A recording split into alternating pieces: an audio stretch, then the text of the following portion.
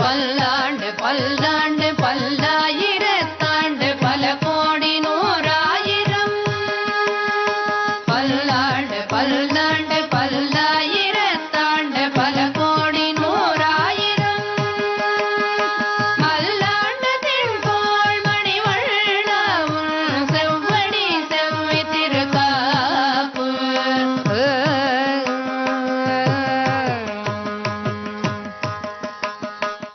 अस्मत्गुरुसमारम्भां यतिशेखरमध्यमां लक्ष्मीवल्लभपर्यन्तां वन्दे गुरुपरम्पराम् ஆழ்வார்கள் வாழி அருளிச் செயல் வாழி தாழ்வாதுமில் குறவர்தாம் வாழி ஏழ்வாறு முய்ய அவர்கள் உரைத்தவைகள்தாம் வாழி செய்யமறை தன்னுடனே சேர்ந்து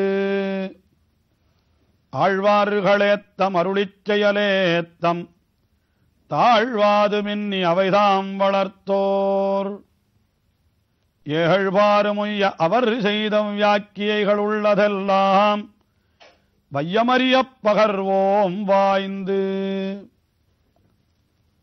திருமாமகள் கேள்வனான எம்பெருமான், அவனாலே மயர்வர மதிலமருளப் பெற்ற ஆழ்வார்கள், அந்த எம்பெருமானுடைய ஸ்வரூபம், ரூபம், குணம், விபூதி, அதாவது எம்பெருமானுடைய தன்மைகள், அவனுடைய அழகிய அந்த திருமேனி, அவனுடைய அழகிய திருக்கல்யாண குணங்கள், அதற்கு மேலே அவனுடைய உடைமைகள், செல்வங்கள், எல்லாவற்றையும் உள்ளபடியே அறிந்து கொண்டார்கள். அவனுடைய பெருமையெல்லாம் அறிந்து அதிலேயே அப்படியே ஆழ்ந்து போய்விட்டவர்கள். ஆகையினாலே அவர்களுக்கு ஆழ்வார்கள் என்ற பெயர் ஏற்பட்டது. ஆழ்வார்கள் என்றால் ஆழ்ந்து போவார் என்று பொருள் சொல்ல வேண்டும். எவனொருவன் ஒரு விஷயத்திலே அப்படியே மூழ்கி திளைத்து நிற்கிறானோ அவன் அதிலே ஆழ்ந்து போய்விட்டான் என்று சொல்லுவது உண்டல்லவா? இவர்களெல்லாம் பகவானிலே ஆழ்ந்து விட்டார்கள். ஆகையினாலே இவர்களுக்கு ஆழ்வார்கள் என்று பெயர். அப்படி ஆழ்ந்து போனவர்கள் தங்களை சுற்றிலும் இருக்கக்கூடிய விஷயங்கள் அத்தனையும் மறந்தே விட்டார்களாம். அவர்களுக்கு எதுவுமே தெரியவில்லை. நமக்கு கூட இந்த உலகத்திலே ஏதாவது ஒரு விஷயத்திலே ஆழ்ந்து போய் விட்டோமானால் நம்மை சுற்றி என்ன நடக்கிறது என்று கூட தெரியாமல் அப்படியெல்லாம் நடந்து விடுகிறது. நான் கூட செய்தித்தாள்களிலே படித்திருக்கிறேன். என்னன்னா, யாரோ ஒருத்தர் தான் மிகவும் விரும்புகின்ற ஒரு நிகழ்ச்சியை தொலைக்காட்சியிலே மெய்மறந்து பார்த்து கொண்டிருக்கிற பொழுது அவர் கண்ணெதிரிலேயே எல்லா பொருள்களையும் ஒருத்தன் எடுத்து சென்று விட்டானாம், ஒரு திருடன். அவர் காவல் நிலையத்திற்கு செல்கிறார். அங்கே போய் என்னுடைய பொருள்கள் எல்லாம் காணாமல் போய்விட்டது என்றார். நீர் எங்கே சென்றிருந்தீர்னால், நான் வீட்டிலே தான் இருந்தேன். அப்பொழுது எப்படி திருடு போய்விட்டதுன்னா, நான் அந்த தொலைக்காட்சியிலே ஆழ்ந்து போய்விட்டிருந்தேன், அது நடந்ததே எனக்கு தெரியவில்லை என்றார். ஒரு விதத்திலே பார்க்கிற பொழுது அவர் கூட ஆழ்வார் தான்.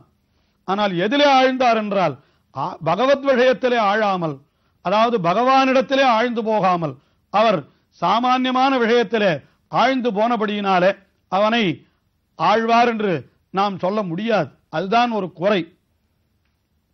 திருமழிசை ஆழ்வார் ஒரு பாசுரத்திலே அற்புதமாக தெரிவிக்கிறார். நாராயணன் என்னையாளி நரகத்துச் சேராமல் காக்கும் திருமால் தன் பேரான பேசப்பெறாத பிணச்சமயர் பேசக் கேட்டு ஆசைப்பட்டு ஆழ்வார் பலர். ஆழ்வார் என்கிற சப்தத்தை என்ற சொல்லை உபயோகப்படுத்தின ஒரே ஆழ்வார் திருமழிசை ஆழ்வார் தான். ஆனால் அவர் ஆழ்வார் என்கிறதை இப்படி தங்களுக்கு உண்டான பெயராக சொல்லாமல் வீணாக பாழே மற்ற விஷயங்களிலே ஆழ்ந்து போகிறவர்களை ஆழ்வார் என்று சொன்னார். அவர் என்ன சொன்னார்? நாராயணன் என்னை ஆளி, என்னை ஆளுபவன், நம்மையெல்லாம் நரகத்து சேராமல் காக்கும் திருமால்.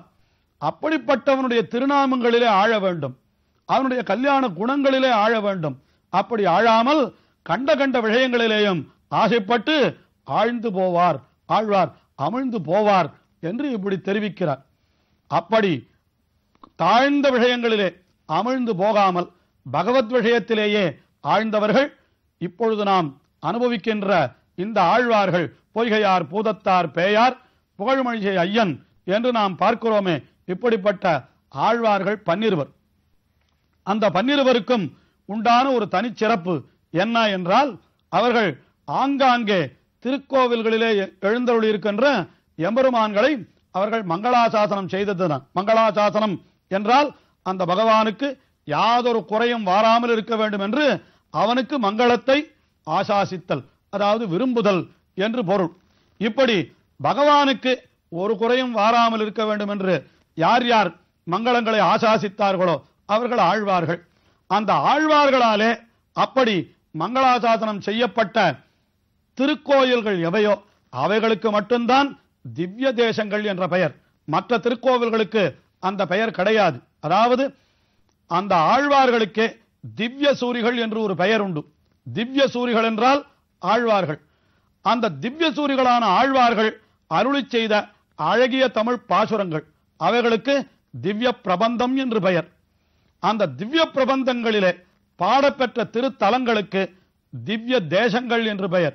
ஆஹா, திவ்ய சூரிகளாலே திவ்ய பிரபந்தங்களிலே பாடப்பெற்ற திவ்ய தேசங்கள் என்ற பெருமை இது வைணவத்திற்கே உரிய பெருமை என்று நாம் சொல்லலாம்.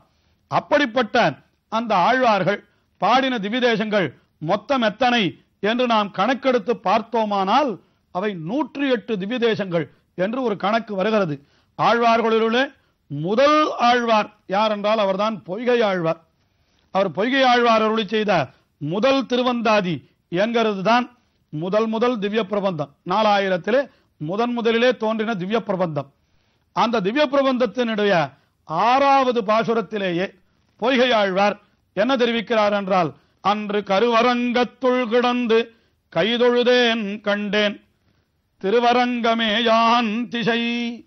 திருவரங்கனுடைய திசையை நான் கருவரங்கத்திலே இருந்தே கண்டு கொண்டேன் என்று 6வது பாசுரத்திலேயே தெரிவித்து திவ்யதேச மங்களாசாசனத்தை தொடங்கி வைத்தவர் பொய்கை ஆழ்வார்தான்.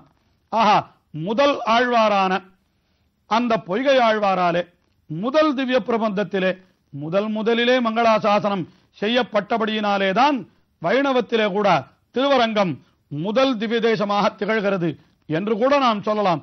எத்தனையோ காரணங்கள் அது முதல் திவ்ய தேசமாக திகழ்வதற்கு, அதிலே இதுவும் ஒரு காரணம் என்று நாம் கொள்ளலாம். அப்படி பொய்கை ஆழ்வார் முதலிலே திருவரங்கத்தை பாடினார். இன்னும் பல திவ்ய தேசங்களை தம்முடைய திவ்ய பிரபந்தத்திலே அவர் பாடியிருக்கிறார். அவரைத் தொடர்ந்து மற்ற ஆழ்வார்களும் பல திவ்ய தேசங்களை பாடியிருக்கிறார்கள்.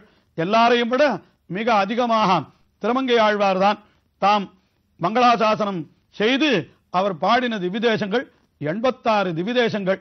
இப்படி ஆழ்வார்கள் அத்தனை பேரும் சேர்ந்து பாடின திவ்ய தேசங்கள் அது தமிழ்நாட்டிலே மட்டுமல்ல, இன்னும் இப்பொழுது இருக்கக்கூடிய கேரள மாநிலத்திலே, இன்னும் வடநாட்டிலே, இன்னும் நம்முடைய நாட்டை தாண்டி வெளிநாட்டிலே என்று கூட சொல்லலாம், நேபாள தேசத்திலே இருக்கக்கூடிய ஒரு திவ்ய தேசம்தான் சாலக்கிராமம் என்கிற திவ்ய தேசம். அது முக்திநாத கஷேத்திரம் என்று இப்பொழுது வழங்கப் பெறுகிறது. அது திருமங்கை ஆழ்வாராலே மங்களாசாசனம் செய்யப்பட்ட திவ்ய தேசம். ஆஹா, தமிழ்நாட்டை தாண்டியுள்ள மாநிலங்களிலே, அதையும் தவிர வடநாடு, அதாவது பாரத தேசத்திலேயே வடநாட்டிலே, இன்னும் வெளிநாட்டிலே என்று சொல்லும்படியாக இத்தனை திவ்ய தேசங்கள். இந்த 108 திவ்ய தேசங்களை பற்றி பிள்ளை பெருமாள் என்கிற அழகிய மணவாள தாசர், இவர் கூரத்தாழ்வானுடைய சிஷ்யரான திருவரங்கத்து அமுதனார், அவருடைய திருப்பெயரனார் என்று சொல்லுவதுண்டு. ராமானுஜருடைய சிஷ்யர் கூரத்தாழ்வான், அவருடைய சிஷ்யர் திருவரங்கத்து அமுதனார், அவருடைய திருப்பேரனார் தான் இந்த பிள்ளை பெருமாள் ஐயங்கார் என்கிற அழகிய மணவாள தாசர் என்று சொல்லுகிறார்கள். அப்படிப்பட்ட அந்த பிள்ளை பெருமாள் ஐயங்கார் 108 திருப்பதி அந்தாதி என்கிற பெயரிலேயே ஒரு அருமையான பிரபந்தத்தை அருளி செய்திருக்கிறார். அதாவது ஒவ்வொரு திவ்ய தேசத்திற்கும் ஒரு வெண்பா பாசுரம் வரை என்று அருளி செய்து 108 பாசுரங்களுக்கும் மேலே முன்னும் பின்னுமாக சில பாசுரங்கள், இப்படி ஒரு திவ்ய கிரந்தத்தை நமக்கு கொடுத்து சென்றிருக்கிறார் அந்த பிள்ளை பெருமாள் ஐயங்கார். அவர் இந்த 108 திவ்ய தேசங்களுடைய ஒரு எண்ணிக்கையை நமக்கு மிக அழகாக தெரிவிக்கிறார். எப்படி தெரிவிக்கிறார் என்றால், 20ஆம் சோழம், 19ஆம் பாண்டி, 13ஆம் மலைநாடு, 2ஆம் சீர் நடுநாடு, 6ஓடு 8 தொண்டை என்று சொல்லுகிறார். அதற்கு மேலே அவ்வடநாடு 6 கூறு திருநாடு ஒன்றாக கொள் என்று இப்படி எத்தனை திவ்ய தேசங்கள் எங்கெங்கே அமைந்திருக்கின்றன என்று சொல்லுகின்றார். 20ஆம் சோழம் என்றால் 20 40 திவ்ய தேசங்கள். சோழ நாடு என்றால் அந்த சோழ நாட்டிலே 40 திவ்ய தேசங்கள். கிட்டத்தட்ட நாம் இப்பொழுது திருவரங்கம் பெரிய கோவிலிலே தொடங்கினோமானால் மதுரைக்கு முன்னாலே இருக்கக்கூடிய அந்த திவ்ய தேசங்கள் எல்லாம் சோழ நாட்டு திவ்ய தேசங்கள் என்று சொல்லும்படியாக அமைந்திருக்கின என்று ஓரளவுக்கு சொல்லலாம். அது ஈர் 20ஆம் சோழம். அதற்கு பிறகு ஈர் 9ஆம் பாண்டி என்றார். 29 18 பாண்டி நாட்டிலே 18 திவ்ய தேசங்கள். மதுரை தொடங்கி திருநெல்வேலி மாவட்டத்திலே, அதாவது வானமாமலை திருக்குறுங்குடி ஈராக உள்ள திவ்ய தேசங்கள் 18 திவ்ய தேசங்கள். அவர்களெல்லாம் பாண்டி நாட்டு திவ்ய தேசங்கள். அதற்கு பிறகு ஓர் 13ஆம் மலைநாடு என்று கேரள, தற்போதைய கேரள மாநிலத்திலே அமைந்திருக்கக்கூடிய திவ்ய தேசங்கள், அதாவது திருவனந்தபுரம், திருவல்லவாழ், திருக்கடித்தானம், திருமூழிக்களம் என்று பல பல திவ்ய தேசங்கள். அவர்களெல்லாம் 13 திவ்ய தேசங்கள் மலைநாட்டிலே இருக்கின்றன என்று சொன்னார். அதற்கு பிறகு ஓர் 2ஆம் சீர் நடுநாடு. ஆஹா, தொண்டை நாட்டுக்கும் சோழ நாட்டிற்கும் நடுவிலே இருக்கிற நாடு அது நடுநாடு. அதுல 2 திவ்ய தேசங்கள், திருக்கோவலூர், திருவைகுந்தபுரம் என்கிற 2 திவ்ய தேசங்கள், அவை நடுநாடு. அதற்கு பிறகு ஆரோடு ஈரெட்டு தொண்டை என்று, ஈரெட்டு என்றால் 16. ஆக ஆரோடு என்னால் 16 ஆறும் 22. ஆக தொண்டை நாட்டிலே இருக்கக்கூடிய திவ்ய தேசங்கள் 22.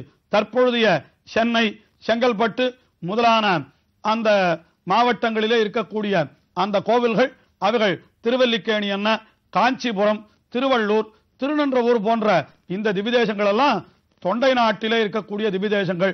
ஆக ஆரோடு ஈரெட்டு தொண்டை. அதற்கு பிறகு வடநாடு 62 என்றார். ஆஹா, வடநாட்டிலே இருக்கக்கூடிய திருவேங்கடம் தொடங்கி, திருவேங்கடம் என்ன, அதற்கு பிறகு அகோபிலம், நைமிசாரண்யம் என்று இப்படி வடநாட்டிலே பதரிகாசிரமம், சாலக்கிராமம் வரை இருக்கக்கூடிய திவ்ய தேசங்கள். அவர் திருப்பார்கடலையும் இதிலே சேர்த்து விட்டார். அப்படி திருப்பார்கடலோடு சேர்ந்த இந்த திவ்ய தேசங்கள் மொத்தம் 12 திவ்ய தேசங்கள். கடைசியாக திருநாடு என்கின்ற மோட்சலோகம், அதை சேர்த்தால் அந்த ஸ்ரீவைகுண்டம். ஆஹா, இப்படி 108 திருத்தலங்கள் என்கின்றார். இப்படி 108 திருத்தலத்து எம்பெருமான்களையும் நாம் இந்த நாள்தோறும் 4000 அவரையும் சேர்த்து அனுபவித்து நாள்தோறும் நாம் நலம் பெறுவோம். நாடு நகரமும் நன்கரிய நமோ நாராயணாய என்று பாடு மனமுடை பத்தருள் நீர் வந்து பல்